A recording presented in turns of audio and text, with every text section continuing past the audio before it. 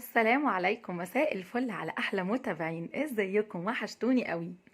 بصوا، المنظر ده منظر كارثي، منظر بتحمل دايما همه كل ست بيت بتشتغل، او كل ست بيت عندها اطفال، حتى اللي عندها عزومة بتبقى حاملة هم العزومة. يا ترى مين اللي هيغسل كل المواعين الحلوة ديت؟ مين اللي هيغسل الاطباق ديت والحلل، مجات، استانلس، جرانيت؟ اللي هيغسل كل الحاجات الحلوة ديت معانا هي غسالة الأطباق بتاعتي، زانوسي.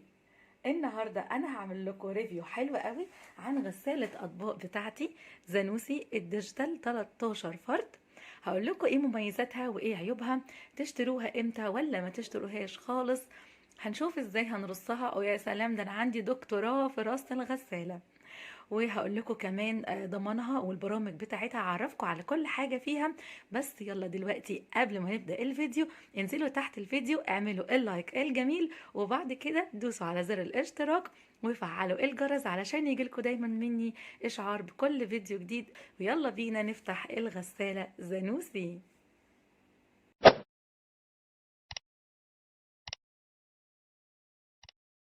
بقى بينا يلا نفتح الغسالة بتاعتنا، الزانوسي بخاصية الكويك ووش والاوتو ووش سايكل. وكمان هنا عندنا كل حاجة ديجيتال، تمام. وهي زي ما قلت لكم 13 فرد زي ما مكتوب عليها كده. الغسالة كلها بالكامل من الستانلس ستيل، تمام. وهي اصلا المصنع بتاعها هي اتحاد اوروبي. حتى لما بتيجي الفني يركبها لك بتبقى الفيشة بتاعتها كده فيها مكان تالت للموصل الارضي. لكن هو طبعا بيقصوا علشان احنا هنا في مصر، فما عندناش مكان تدخل فيه الثلاث اماكن الفيشة، فبيقصوا واحدة وتبقى اتنين بس. من هنا كده في عندنا تحت هنا كده مكان للايد، تمام. بنضغط عليه كده بالمنظر ده بتفتح معانا الغسالة، تمام. بنلاقي هنا الزرار بتاع الباور بيبقى جوه، وده طبعا ميزة هنا علشان لو عندك اي اطفال او حاجة ما يقدروش يلعبوا في زرار الباور، ان هو بيبقى جوه في الغسالة. وبعدين هنا كده من جوه في عندنا رفين، ده كده اول رف. وهنا المكان دوت طبعا كله ممكن يتحط فيه كوبايات واطباق، وحتى ممكن كمان تحطي حلل لو عندك حلل زيادة. وهنا ممكن نحط معالق لو مش عندك معالق كتير. وممكن طبعا نحط برضو كاسات او فناجيل او اطباق صغيرة. هوريكم ازاي بنرصها، وافضل طريقة للرص بتاعتها والابعاد طبعا بالاطباق اللي عندي في الحوض. هو اصلا في الغالب يعني انا بشيل الاطباق اول باول فيها مع كل وجبة. بنمسح الاطباق بمنديل واحنا قاعدين على السفرة علشان ننزل منها بقايا الاكل، وبعدين بندخلها على طول في الغسالة ونسيب باب الغسالة مفتوح، ونيجي اخر اليوم بنشغلها على اطباق اليوم كله اللي احنا استخدمناها. لكن انا علشان النهاردة بصور الفيديو فكنت حابة بس اوريكم حجم الاطباق اللي هتخش في الغسالة، عشان كده حطيتهم في الحوض. لكن هي دي انسب طريقة عشان يبقى المطبخ بتاعنا على طول نظيف وعلى طول متروق وشكله جميل. وده بقى طبعا الرف التاني بتاع الغسالة. هو انا عندي هنا 13 فرد مكونة من رفين. بيكون موجود فيه الباسكت اللي بتحط فيه المعالق والسكاكين زي ما انتم شايفين، هو مخرم من كل حتة. طبعا هو ليه غطا، بس الغطا انا شايلاه لان بستخدمه من غير الغطا علشان ياخد معايا مكان اكبر للمعالق والشوك والسكاكين كلها. اما ده بقى القمع البلاستيك اللي بتحط فيه الملح بتاع الغسالة، هو طبعا بيجي برضو معاها. فده هنا المكان بتاع الباسكت كده زي ما انتم شايفينه. طبعا هو مكان كبير ومكان حلو قوي. الميزه كمان هنا عندنا في زانوسي ان الشوك دي بتتفتح وبتتقفل في الرف التاني. طبعا دي بتديكي ميزه حلوه قوي، ان انت لو عندك اطباق كتير هترفعيهم كده وهترصي اطباق يمين وشمال، وهنا اطباق وهنا ممكن كوبايات والباسكت بتاع المعالق. اما لو عندك حلل مقاسها كبير فممكن طبعا هتحطيها تحت هنا، هتنزلي الشوك دي هتنام كده وهتديكي المساحه الكبيره دي كلها فاضيه. تعالوا بقى لما اوريكم ايه اللي موجود هنا جوه عندنا. هنا كده في عندنا رشاش، ده الرشاش السفلي. وهنا في كمان فوق كده جوه هنا في كده رشاش برضو هنا، تمام. الرشاشات دي اهم حاجه، واحنا اما نيجي نرص الغساله نتاكد بعد ما نرصها نلفها كده، علشان لازم ان هي تلف. لو هي صدت في اي حاجه احنا رصينها، لازم نظبط الرصه بتاعتنا، علشان كده الرشاش اما يجي يشتغل مش هيعرف يلف كويس. فناخد بالنا من النقطه دي، علشان كتير من الناس بترص الاطباق وما بتاخدش بالها، بيكون في حاجات نازله او في اطوال مش مظبوطه بتصد هنا مع حركه الرشاش ده. لا، لازم بعد ما نرص نلفه كده، لما بيلف ما بيخبطش في حاجه، يبقى كده تمام. واللي تحت برضو ده نفس الموضوع. اما هنا بقى عندنا، فهنا ده المكان بتاع الفلتر بتاع الغساله. هنفتحه كده، بصوا هو كان كده، هنفتحه كده بالمنظر ده، وهنطلع الفلتر بتاع الغساله. ده من كل وقت للتاني لازم احنا نطلعه ونشطفه على الحوض ونغسله، يعني عشان تبقى بس يبقى الفلتر نظيف بتاع الغساله. هو في الغالب يعني ما بيبقاش فيه حاجه كتيره، مش بنحتاج نعمل العمليه دي مثلا كل شهر مره. وبنقفله كده بالمنظر ده. وده هنا المكان اللي احنا بنعمل فيه الملح. بصوا افتحه لكم هنا، ده هنا كده المكان بتاع الملح. القمع ده بنحطه كده، وبعدين بنحط هنا فيه الملح وبنكمل فوقيه ميه بمعيار طبعا معين الفني بيقول لنا عليه. بس انا الصراحه من ساعه لما جبت الغساله بتاعتي وانا شغاله فيها بالاقراص ما بستخدمش خالص لا ملح ولا زيت، وطبعا اوفر كتير وبيقعد معايا وقت طويل وبينضف ويدي النظافه اللي انا عايزاها. وكمان في نوعيات اقراص ممكن نقسم القرص فيه على غسلتين لو حجم المواعين عندنا مش كبير.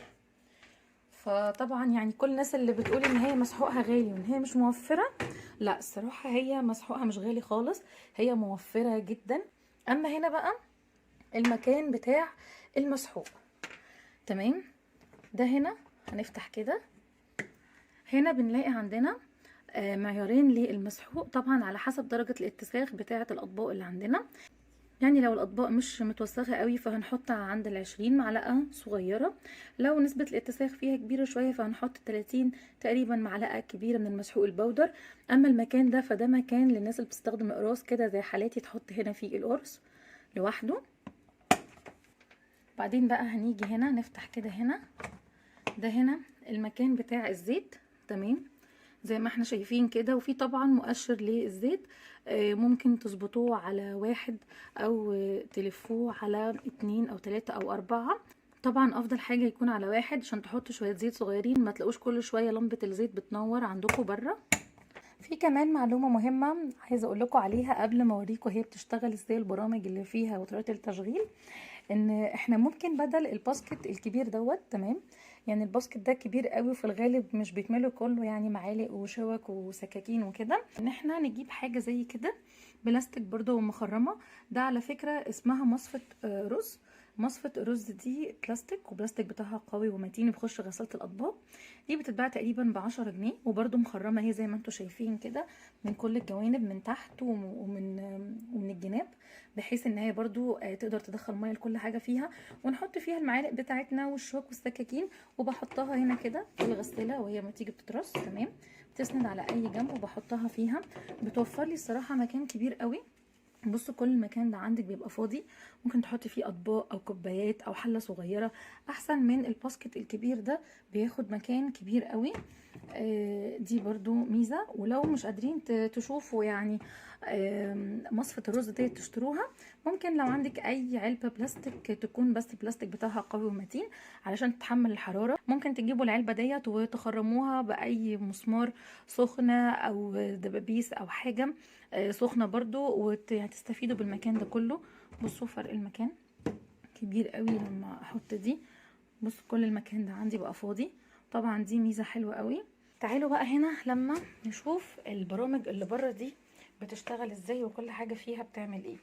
اول حاجه هنيجي هنا هندوس كده على الزرار بتاع الباور. بصوا بقى البرامج اللي عندنا هنا ايه. اول حاجه برنامج الايكو ده اللي هو الاقتصادي، ده بيشتغل درجه حراره 50 بس هو وقته طويل قوي، بيشتغل 3 ساعات و45 دقيقه، تقريبا 4 ساعات الا ربع. مش بنشغل عليه كتير لان وقته طويل قوي، وكمان الحراره فيه ما بتبقاش عاليه للدرجه الفظيعه، لكن الميزه فيه ان هو بيكون موفر للكهرباء. تاني بقى برنامج عندنا وده اللي بستخدمه اكتر حاجه اللي هو برنامج الاوتو. الاوتو ده بنضغط عليه هنا اهوت كده، هتلاقي ان الوقت بقى عندك 2 و28 دقيقة، تقريبا 2.5 ساعة. تمام. الاوتو ده من البرامج الحلوة اوي المميزة، وعشان كده يمكن هي الغسالة اسمها اوتو ووش سايكل. التقنية دي ان هي الغسالة بتقدر تحدد درجة الاتساخ الموجودة في الاطباق. تمام. وبناء عليها بتقدر تتحكم في درجة الحرارة في السخان الداخلي ليها، سواء 45 او 70. هي بتعمل زي دورتين كده بالرشاش بسرعة من المية، فطبعا بتنزل مية مش نظيفة، ففيها جوه زي مؤشر كده للأداء يقدر يحدد معدل الاتساخ قد ايه المبدئي، وبيقدر عليها ان هي تظبط درجة الحرارة بتاعتها اوتوماتيك من 45 ل 70. وده من اكتر البرامج اللي هنستخدمها. بعد كده عندنا هنا 70 دوت. لو احنا هنا هنحط حلل كتير والحلل دي متسخة بدرجة عالية قوي، هنستخدم البرنامج دوت، وهو مدته 2 دقيقة و41 دقيقة. اما هنا بقى فده بتاع الكويك ووش. لو هي غسلة عندنا شوية اطباق يعني مش كتير وشوية اطباق مش متوسخة قوي، تشتغل 30 دقيقة، تديهم يعني دورة غسيل سريعة، وبرده بتنضف حلوة قوي. وطبعا ده هنا البرنامج ده جميل قوي، ده برنامج بتاع الشطف. ده الصراحه برنامج جميل ومميز. مش بنستخدمه بس في شطف الاطباق، لا بنستخدمه كمان في شطف الخضار والفاكهه. اما هنا بقى الزرارين دولت، لو انا هنا اخترنا برنامج وعايزين نرجع فيه، فهنيجي كده عند الزرارين دولت وهنضغط عليهم جامد قوي كده بالمنظر ده. هتعمل هي ريسيت كده، هي عملت ريسيت وهترجع لاول برنامج خالص. تمام. وطبعا اللي هنا بقى الزرارين دولت برضو الجزء ده فيهم المقصود بالاقراص. لو هنشغلها غسله سريعه اللي هي 30 دقيقه بس مش عايزين نحط فيها مسحوق باودر، نستخدم فيها مسحوق اقراص، فلازم نقول لها ان هي تشتغل على مسحوق اقراص، لان ساعتها الوقت هيزيد. الغسله السريعه مش هتبقى 30 دقيقه، بصوا هتبقى ايه، بندوس على الزرارين مع بعض. الغسله بصوا نضغط كده الاول، سوري، الغسله السريعه بقت قد ايه هنا، بقت 1 و11 دقيقه. ونورت عندي هنا كمان اللمبه التانية اللي هي بتقول ان الغساله هتشتغل على اقراص مش مسحوق باودر. وبعدين هنا اللمبه المنوره دي عندي، دي اللمبه هنا بتاعه الملح. طبعا مش حاطه ملح في الغساله، انا بستخدم فيها اقراص، فاللمبه بتفضل منوره عندي علشان بتديني دايما الارم ان مفيش ملح في الغساله. واللمبه اللي تحت دي خالص دي اللمبه بتاعه الزيت، برضو هي بتنور لان برضو انا مش حاطه فيها زيت عشان بتشتغل على الاقراص. الزرار ده بتاع الديلي. الديلي اللي هو يعني لو انا مثلا دلوقتي هروح الصبح الشغل ومشغله الغساله الاوتوماتيك، وطبعا مش عايزه نشغل غسالتين مع بعض في نفس الوقت علشان الكهرباء ما تبقاش عاليه وكده، فتقدري تظبطيها ان هي تشتغل بعد وقت معين معاكي لحد 24 ساعه. يعني ان هي تاخر البدء بتاعها كده ساعه، 2 3 4 5 6 7 8 9 معانا لحد 24 ساعة ان هي تبدأ دورة الغسيل بتاعتها متأخرة 24 ساعة. دي كده بالتفصيل شرح البرامج اللي بتشتغل عليها الغسالة. انسب البرامج زي ما قلت لكم هو برنامج الاوتو. تمام. ولو عندنا الاطباق متسخة بدرجة عالية قوي من الاتساخ، ممكن نديها في الاول دورة شطف 13 دقيقة بسيطة قوي، هتنزل برضو كمية دهون من على الاطباق كتيرة، وبعد كده نشغل البرنامج بتاعنا. تمام. طبعا اول لما بنقفل كده باب الغسالة هي بتشتغل بقى لوحدها اوتوماتيك. الميزة بقى طبعا فيها ان برضو دي حاجة عشان الاطفال ما يحصل لهمش اي مشاكل، ان لو حصل في اي حد من الاطفال فتح الباب وهي بتشتغل، هي بتفصل لوحدها على طول، بس ما بتلغيش البرنامج، وبترجع تكمل تاني على وقت الدورة بتاعتها لحد ما توصل لنهاية الدورة. يعني بصوا انا كده فتحت فهي ايه وقفت. تعالوا بقى نرصها ونشوف هنرصها ازاي. هنرص الكوبايات. الكوبايات اهي يا جماعة، دي كوباية كان فيها نسكافيه، مش هنشطف حاجة في الحوض، بتتحط على طول كده زي ما هي. اهم حاجة ان تتحط مقلوبة كده علشان تبقى مواجهة للرشاش. بصوا بالمنظر ده كده، نحطها مقلوبة كده. هنثبت كده هنا الايد بتاعت المج كده. كوبايات بقى كلها هنرصها جنب بعضها. شو هنا دي مثلا الكوبايه دي ممكن نحطها هنا في النص، في المساحه اللي في النص كده بالمنظر ده. السرافيس والاطباق الكبيره ممكن هنحطها تحت هنا كده،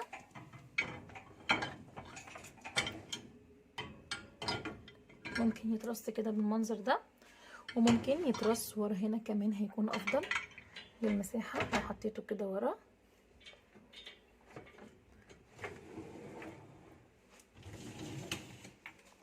ده هنا كمان طبق اهو، هنحط الاطباق هنا كده بالمنظر ده. هنبدأ كده نحط الاطباق وهنرصها بقى ورا بعضها.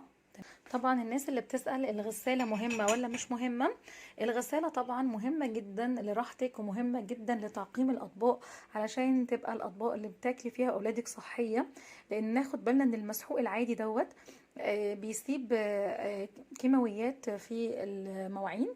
لازم المواعين تتغسل بمية سخنة قوي، غير طبعا ان هي في الشتاء بتكون مسعفة ليكي جدا ولما بيكون عندك عزومات. وطبعا هي مهمة جدا لأي ست بيت عندها أطفال. الصراحة أنا بنصحها لازم تشتري غسالة أطباق، واي برضو ست بيت بتشتغل وعندها اطفال هي بتكون ضروريه جدا، لان في الغالب ما بيكونش فيه وقت لغسل كميات الاطباق ديت، والاطفال بتبهدل مواعين كتير. اما بقى لو احنا لسه عرايس ولسه هنبدا الطريق بتاعنا من اوله، فاحنا هنبقى اتنين خفاف كده مش محتاجين للغساله في الوقت الحالي، علشان طبعا هي السعر بتاعها بيبقى مكلف شويه. او ممكن نجيب الاحجام الصغيره اللي هي بتتحط على الحوض، دي هتكون مناسبه. ولما ربنا يكرم ويرزقنا بالاطفال نجيب بقى حاجه تكفي بقيه الافراد. ال 13 فرد ديت بتكفي يعني 4 افراد، بتكون ممتازه جدا. وهوريكم بقى كمان دلوقتي المسحوق اللي انا بستخدمه نوعه ايه وازاي بقسم القرص. بس تعالوا بسرعه نكمل رص الغساله عشان اوريكم هي هتاخد كل المواعين اللي في الحوض وهرصها ازاي. انا كده عندي خلصت رص اول رف، حطيت فيه كل الاطباق بتاعتي، الصيني والبلاستيك وكمان الاستانلس ورا اهو. وهنا الكوبايات والمجات وبرده كنك استانلس. لو عندك برطمانات السباتولا والحاجات التانية الرفايع.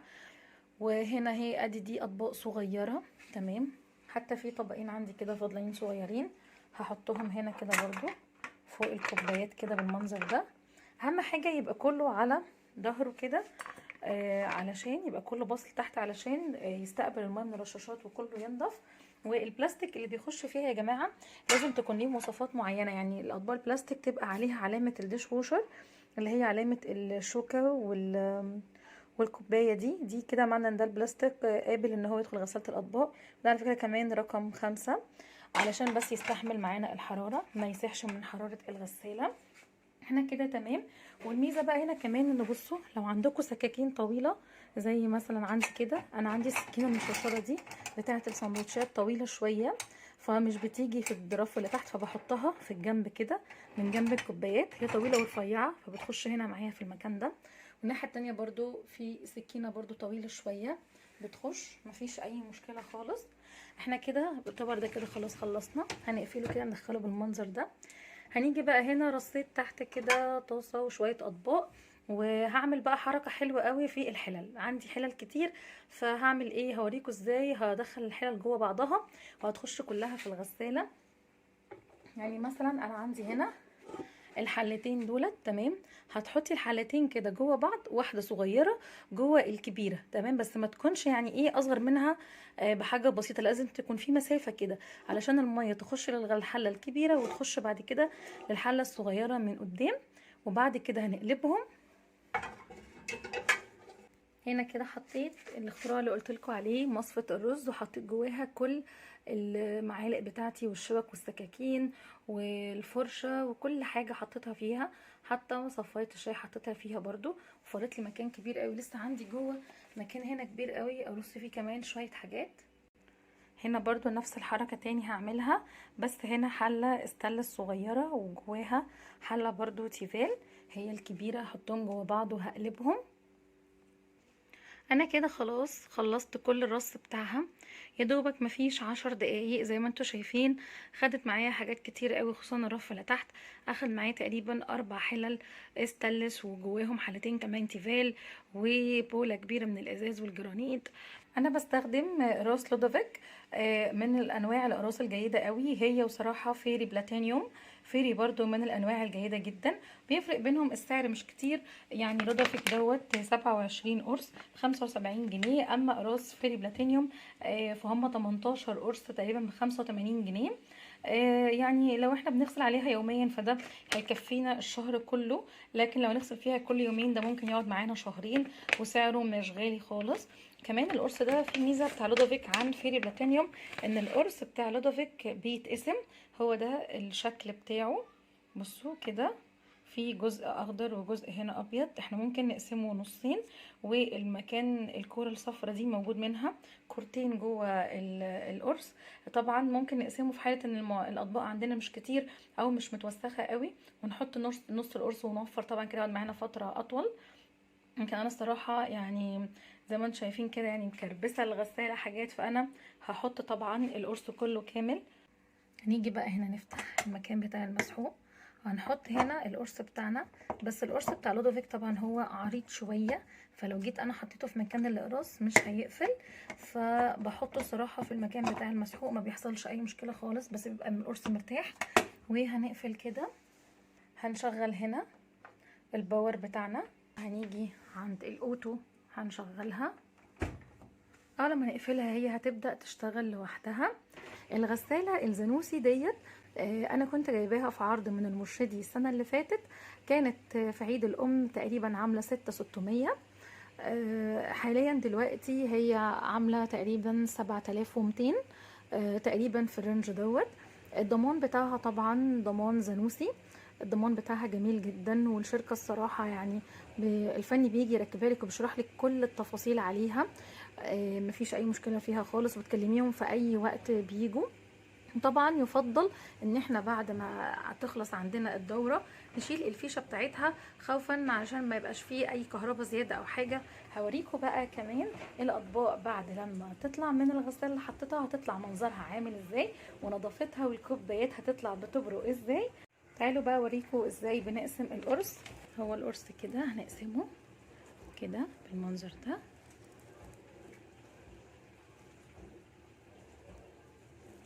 تمام. وجوه الكوره دي هنا بنلاقي منها هنا 2 فلودافيك كده اهو بيتقسموا، فممكن طبعا نستخدم نص مع الكوره ديت الصفرة، والكوره التانية الصفرة دي نحطها مع النص التاني. طبعا الغسالة انا ما حطيتش فيها الصواني الالومنيوم، لان انا بحب الالومنيوم يبقى بيلمع في اللمعه بتاعته. فهي الغساله نتيجه التجفيف اللي بيحصل في الاخر، لان هي طبعا بتنشف الاطباق وبتخرجها كمان ناشفه، بتصفر شويه اللون بتاع الالومنيوم خصوصا. لكن طبعا انا جربت في مره اغسل فيها الالومنيوم، لكن قبل ما تحطيه علشان تحافظي على اللمعه بتاعته يستحسن ترش عليه خل.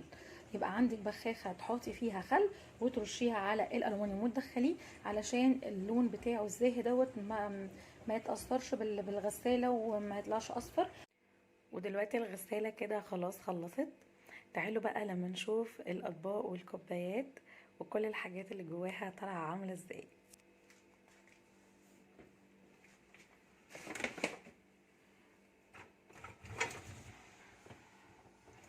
بصوا بصوا بصوا المنظر الجميل، بسم الله ما شاء الله.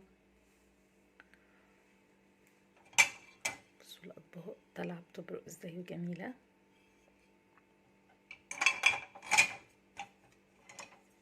بصوا كله طالع بنفس مستوى النظافه. الكوبايات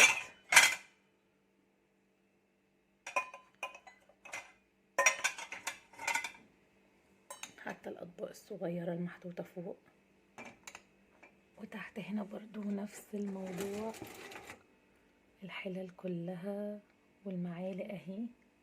بصوا المعالق طالعه عامله ازاي.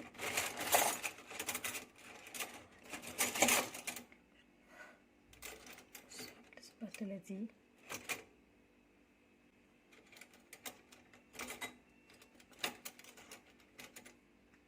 بصوا الاسباتولا دي، بقيه المعالق. وده كده بقى منظر الحوض عندي بعد لما الغسالة بتاعتنا خلصت. ده كده هيبقى منظر الحوض بتاعك في بيتك. وده كان الريفيو بتاعي النهارده. اتمنى يا رب يكون عجبكم وتكونوا استفدتوا منه. ما تنسوش تشتركوا في القناة، اضغطوا على اشتراك واضغطوا على الجرس، اختاروا الكل علشان يجيلكوا دايما مني كل جديد وجديد. اعملوا طبعا هتعملوا طبعا اللايك الجميل عن الريفيو الحلو ده. استنوني في فيديو جديد وريفيو جديد احلى واحلى من كل الفيديوهات. كانت معاكم مروة الخوانكي، والسلام عليكم ورحمة الله وبركاته.